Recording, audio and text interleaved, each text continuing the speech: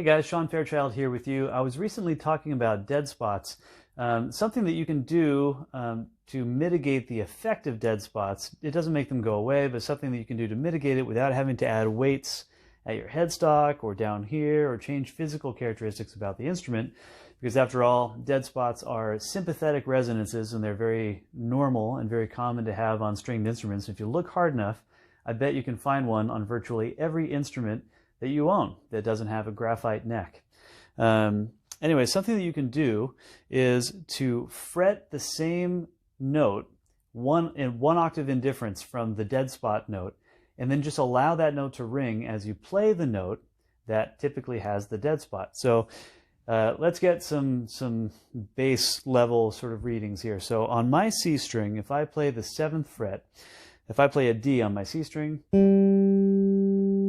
the note typically lasts this long. This is normal sustain for this bass. It just keeps going. It's pretty long, right? That's how long a note should last on this bass. If I play my B flat on the C string,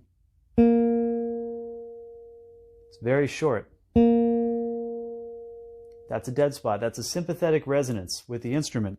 So if I fret that same B flat an octave lower, and I don't play it, I don't pluck it, I just allow that note to ring out.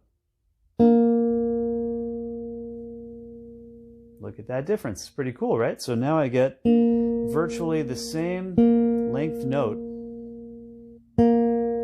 as one of my typical notes, and all I'm doing, I'm not plucking that tone at all.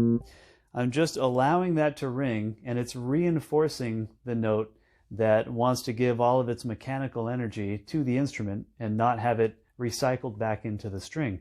So it's recycling a little bit more of that power. Dead spots aren't just a function of pitch.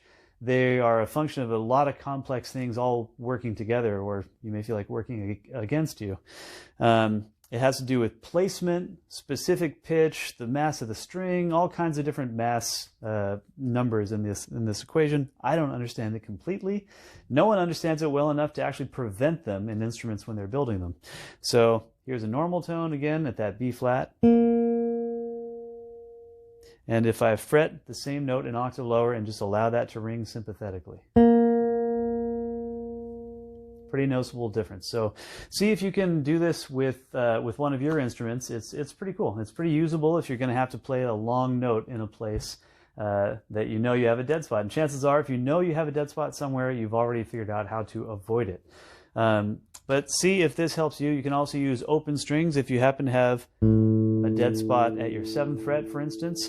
Just pluck in such a way that you don't mute the open string below it as you're plucking, to allow that string to ring out a little bit. And you don't really hear, that's the cool psychoacoustic thing about this, you don't really hear that second lower pitch or higher pitch. This works with higher octaves as well. You'll hear the initial pitch that you perceived when you pluck the note. And that's just something that's interesting about how our brains work. So, all right, hope that helps you. See you later.